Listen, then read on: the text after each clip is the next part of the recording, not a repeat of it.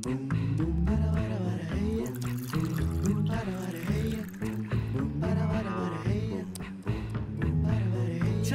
बन मस्का फाडून उसका स्ट्रेस वरती गड्या जगण्याचा लागे चस्का जिंदगी से जब कनेक्शन हुआ रोज उठताना बसताना चालू कसरत ही जगताना चला कट्टा टाकू आता जरा जुनी चौकट मोडूया ना नव्या वाटा शोधूया ना चिल मारू आता थोडं चला करशिता साया डिलीट आता थोडं रिफ्रेश चला अरे टेन्शन को मार गोली यारो शोधू आता थोडा तिरंगुळा छाडी बन मस्का फाडून उसका स्ट्रेस वरती गड्या जगण्याचा लागे चस्का जिंदगी से जब कनेक्शन हुआ छाडी बन मस्का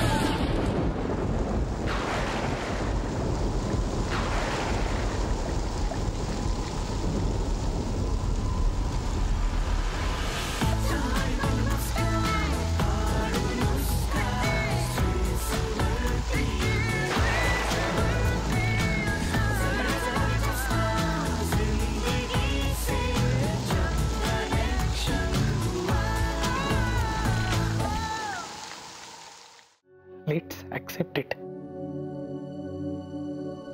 आपली मुलगी नाहीये हुशार. प्रिय गुल्लू, माझे आई बाबा ना एखाद्या गुहेसारखे आहेत. मेल्स बघितल्या त्यांनी माझ्या. चुकीचं आहे ना हे.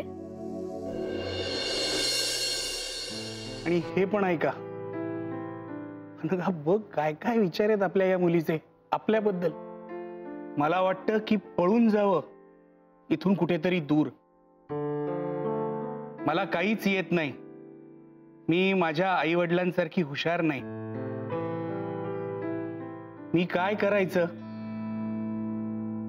जे ढ असतात त्यांना काय जगायचा हक्क नाही?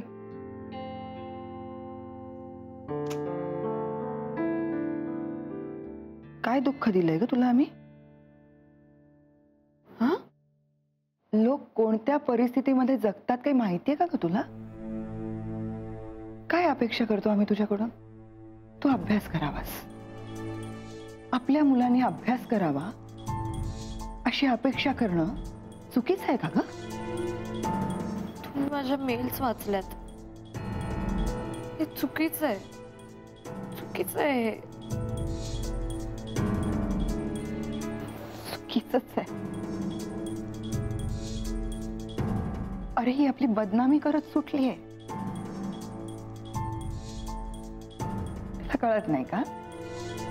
तू त्या गुल्लूला सांगितलं, आता तो त्याच्या घरच्यांना सांगणार. मग झालंच ना सगळीकडे. सगळे लोक आम्हाला खिखी हसणार. हे रेप्युटेशन बनवायला खूप कष्ट पडतात ग. चांगलं काम करायला लागतं. एका रात्रीत नाही बनत हे रेप्युटेशन. पण तू एक मेल पाठवलास आणि संपलं आता सगळं. लोक आधी आम्हाला हसत होतेच. एवढा मोठा सर्जन, एवढी मोठी अनेस्थेटिस्ट, एवढे मोठे स्कॉलर्स, आणि यांची मुलगी प्रिलिम्सला नापास होते. आता तर काय, बाहेर एवढी लिबरल इमेज बाळगतात, घरात मुलींना कॉन्सन्ट्रेशन कॅम्प सारखं वागवतात. जा पळून तू त्या गुल्लू बरोबर. कर आमची बदनामी होऊ देत सगळीकडे आमची चीतू. हेच हवंय ना तुला? म्हणजे मी पळून जाईन याची भीती नाहीये तुम्हाला? लोक नंतर काय बोलतील याची भीती वाटते. दिस इज एथिकली रॉंग ना. तुम्ही एखाद्या पेशंटचं कन्सेंट न घेता त्याचं ऑपरेशन करता का? ना, मग तुम्ही माझ्या पर्सनल मेल्स कशा काय वाचल्यात? पर्सनल वय काय तुझं? आधी अभ्यास कर, इंडिपेंडंट हो, आणि मग बघ पर्सनल वगैरे काय ते. त्याचे इंटरनेट वगैरे वापरतेस ना, त्याचा खर्च आम्ही करतो. तुझ्या वयाचा असताना आम्हाला अभ्यासाव्यतिरिक्त दुसरं काहीच सुचत नव्हतं. कारण तुमच्या वेळी इंटरनेटच नव्हतं.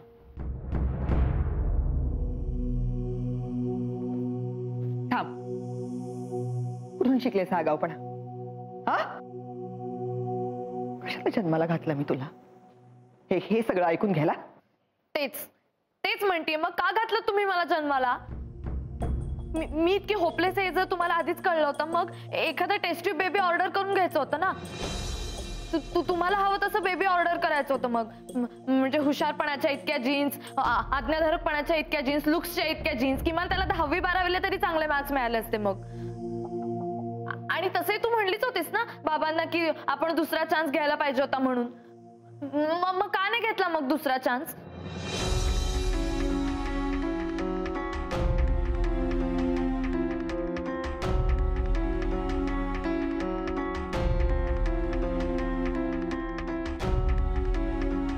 तू आमचं बोलणं चोरून ऐकत होतीस?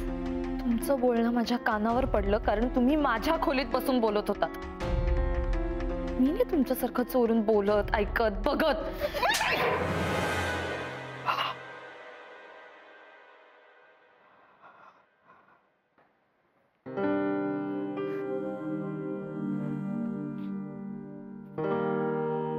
मैत्री, अबे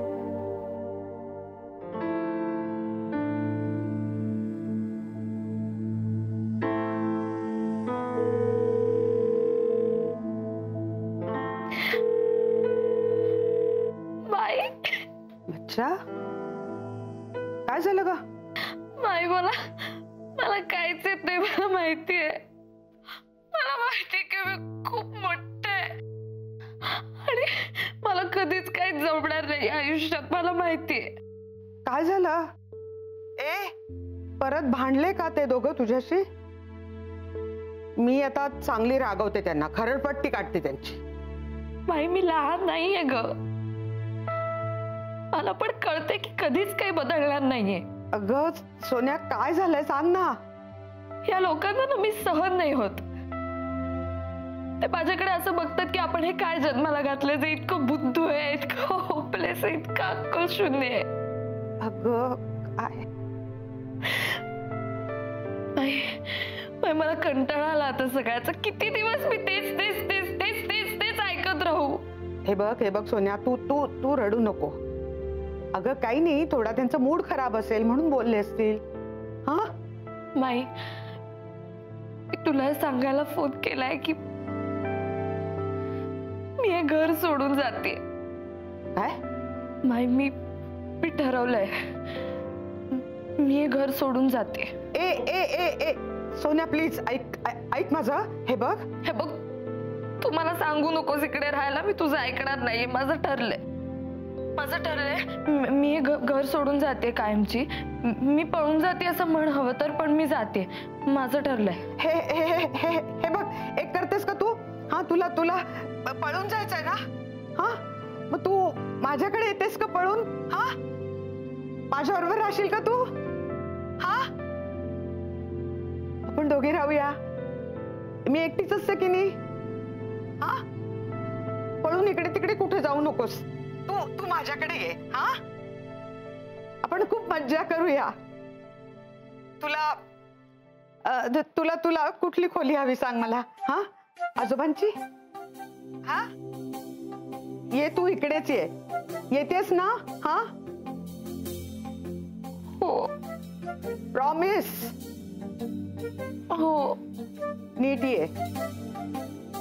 मी तुला घ्यायला येऊ का स्टेशनवर? कशी येणार आहेस तू बाळा? नको, मी येईन माझी. ठीक आहे, काही लागलं तर मला फोन कर. हा, मी वाट बघतीये. ओके, आले. लव यू बाळा. वाट पाहते तुझी. हा, हो, मी येते. ओके.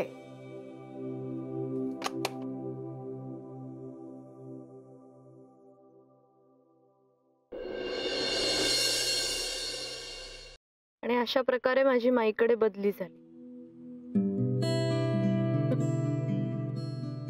आपण एखादं गाव सोडतो ना तेव्हा आतलं खूप काही हलतं, तुटतं. तेव्हा जाणवत नाही आपल्याला, नंतर जाणवत राहतं. पण म्हणजे आई बाबांनी तुला परत बोलवलं नाही? अरे तो तर एक वेगळाच किस्सा आहे. त्यांना कळलंच नाही की मी पुण्याला आली. काय माईनी पण नाही सांगितलं? सांगितलं ना, माईनी सांगितलं. माईनी फोन केला, पण आमच्या इकडे सगळेजण बिझी ना, सुपर बिझी. बाबांनी फोनच नाही उचलला, सर्जरीत होते म्हणून. मला इतकं वाईट टाकल्यासारखं वाटलं ना, असं वाटलं की आपण एवढे पळून आलोय घरातनं आणि कोणाला काहीही पडलेलं नाही. दुसऱ्या दिवशी रात्री त्यांना कळलं की मैत्री घरातच नाही. मग काय, मी आले निघून रात्रीत पुण्याला. दुसऱ्या दिवशी माईकडे लेट नाईट शो झाला. भांडण, रडारड, आरडाओरडा सगळं झालं, पण मी हटले नाही. मी ठरवलं होतं मला माईकडेच राहायचं. मग त्यांचा नाईलाज झाला आणि त्यांना गिव्ह अप मारायला लागला. पण नंतर असं आधेमध्ये भेटला असाल की? भेटलो ना. दिवाळीत ना आमचं मोठं भांडण झालं. त्यांना अजिबात पसंत नव्हतं मी असं व्हॉइसिंग करणं, आवाज वगैरे काढणं. तुला माहितीये त्यांचं काय म्हणणं आहे? त्यांचं म्हणणं आहे की कला म्हणजे माणसाच्या आयुष्यातली निरुपयोगी गोष्ट आहे. असं कसं म्हणजे? मला कळत नाही. तू एवढं चांगलं कमवतेस की आता यातनं, मग काय प्रॉब्लेम? पण मी कोणाचा जीव वाचवतेय का? नाही ना. That's it. त्यांना ना कला एखाद्याच्या जगण्याचं कारण असू शकते हे कधीच कळणार. आणि तुला गंमत माहितीये का, ह्या लोकांमुळे मी शिकली व्हॉइसिंग करायला. आई बाबांमुळे? हो. कस काय? लहानपणी काय व्हायचं, ते दोघं जण खूप बिझी असायचे, पण तरी त्यांना माझ्यावर नजर ठेवायची असायची. सो ते मला हॉस्पिटलमध्ये घेऊन जायचे, पण तिकडे ते कामाला गेले की मी अशी सगळ्यांकडे बघत एकटेच असायचे. मला कोणी मित्रमैत्रिणीच नव्हते. मग काय करायचं, कोणाशी तरी बोलायचं तर असायचं. म्हणून ना मी माझ्यातच एक खेळ शोधून काढला. मी एक शोध लावला नवीन. मी ना तिथे ज्या पण अशा गोष्टी दिसायच्या ना त्यांना मी बोलतं करायचं. म्हणजे इमॅजिन करायची? एक्झॅक्टली. मग मी काय करायचं, आता समजा मोबाईल आहे ना, तर मी मोबाईलशी बोलायचे, मग तो मोबाईल पण माझ्याशी बोलायचा. Hi Maitri, how are you, what are you doing, how are you mobile, असं मी त्याच्याशी बोलायचे. मग हळूहळू सगळ्याच गोष्टी माझ्याशी बोलायला लागल्या. मग मी कॉटशी बोलायचे, भिंतीशी बोलायचे, सगळ्यांशी बोलायचे, सलाईनशी पण बोलायचे. मग सलाईन आहे ना, ते माझ्याकडे बघायचं आणि मला असं म्हणायचं की मैत्री, दमले ग बाई, सगळ्या पेशंट्सला औषध वगैरे देऊन दमले ग बाई, मला कोणी थँक्यू पण नाही म्हणलं ग. सगळेजण बोलायला लागले माझ्याशी. मला ना या लोकांमुळे कधीच एकटं नाही वाटलं. मला फ्रेंड्स होते सगळे माझे.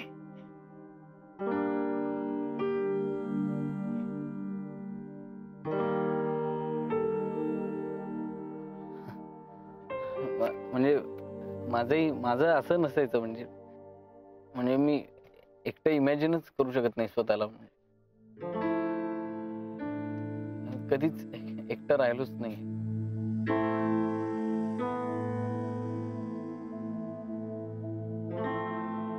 सॉरी.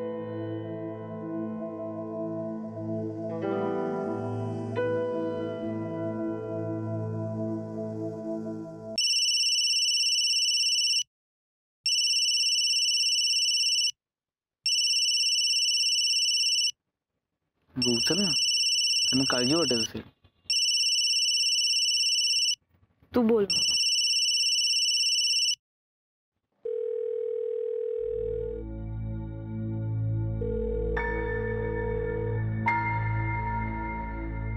काय झालं? घेत नाहीये माझा फोन.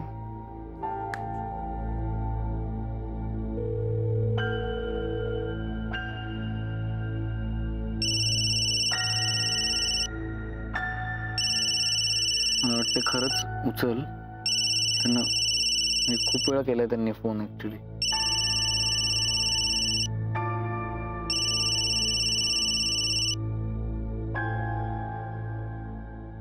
पुन्हा ट्राय कर. तू कर तिला फोन.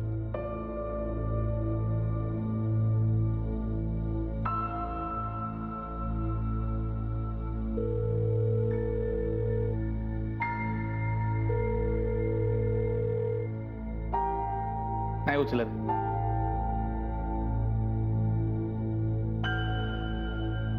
काही गोंधळ तर घातला नसेल ना तिने? नाही, चिडली असेल म्हणून उचलत नसेल. तू माईना फोन कर. आपण इतकं हायपर व्हायला नको. Relax. What relax? I am so scared of मैत्री. अरे इतकी इमोशनल आहे ती मुलगी, तिने नक्की काहीतरी गोंधळ घातला असेल. तू प्लीज माईना फोन कर. नको यार, माईशी आत्ता बोलायचं म्हणजे इतकं ऐकून घ्यायला लागेल. श्या. मैत्री पण ना इतका गोंधळ घालून ठेवते ना सगळ्यात. तू माईना फोन करणार आहेस का मी करू? कर, तू कर.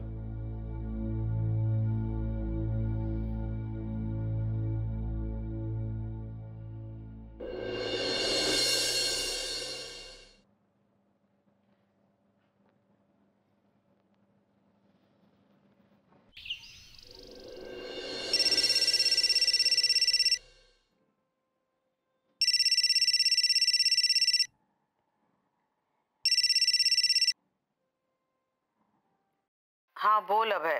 हा, मी वाटच बघत होते. म्हणजे मला वाटलं होतं मीतूचा फोन येईल, पण चक्क तुझा फोन आला. बोल बोल. हॅलो हॅलो, ऐकू येत आहे का? हा, येत ऐकायला.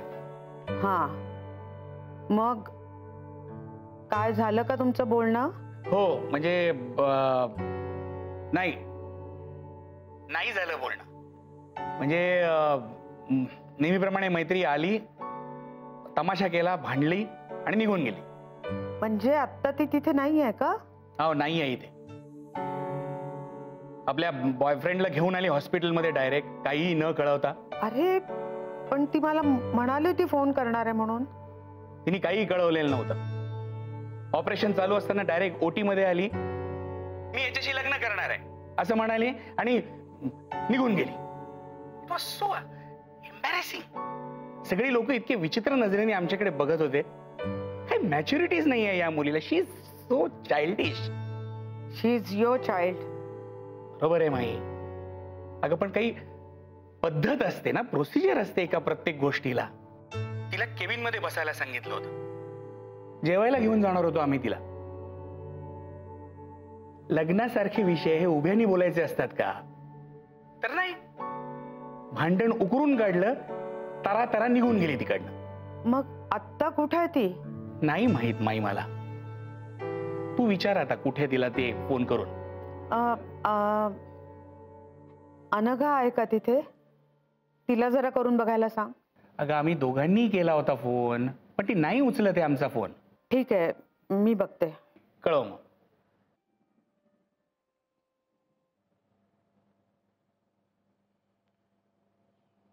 काय म्हणत होत्या माई? काय?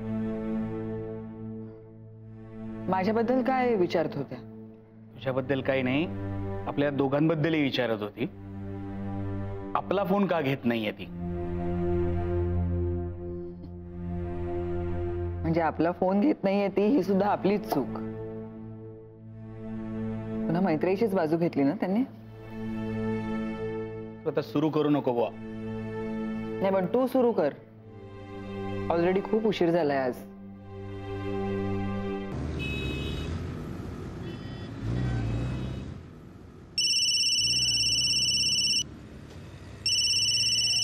झालं, केलं यांनी मायला फोन.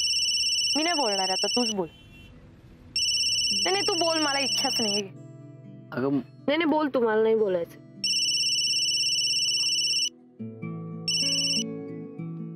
हॅलो माई. अरे अच्छा, तू घेतलास का? हो अगं ती जरा. बरोबर आहे, तिने तुला घ्यायला सांगितलं असेल. बरं ठीक आहे, निघालात का तुम्ही? हो निघालोय. एक पोचू एक 1-1.5 तासात पोहोचू. बरं. आणि काय काय म्हणतात बाईसाहेब? म्हणजे तुला कळलं का काय झालं ते? ती मोठी लांबलचक स्टोरी आहे, माहितीये मला. तुम्ही आल्यावर बोलू आपण. ठीक आहे. Bye. Bye bye. Hello, bye काय बाय? माझ्याशी न बोलताच तू ठेवणारस का फोन? अगं तुलाच केला होता मी फोन, पण तुला बोलायचं नव्हतं ना. जाऊ दे माई, मी ना ते दोन्ही पारसनीस डॉक्टरांना ना भेटणार नाही माझ्या आयुष्यात कधीच. बरं बरं ठीक आहे, पण हे बघ, पुण्यामध्ये एक पारसनीस आजी आहे, तिला भेटायला येशील ना? माई हे बघ, मी खूप सिरियस आहे, मी सिरियसली बोलते. ठीक आहे, मग तू सिरियसली जरा त्यांना फोन करतेस का? त्यांनी बऱ्याच वेळेला तुला फोन ट्राय केलाय. मी नाही फोन करणार, मला त्याचं तोंड सुद्धा बघण्याची इच्छा नाही. म्हणूनच फोन करायला सांगतेय. फोनवर तोंड दिसत नाही. माई तू डोक्यात नको ग जाऊ तू. Sorry sorry sorry. तू लवकर घरी ये, मी वाट पाहते.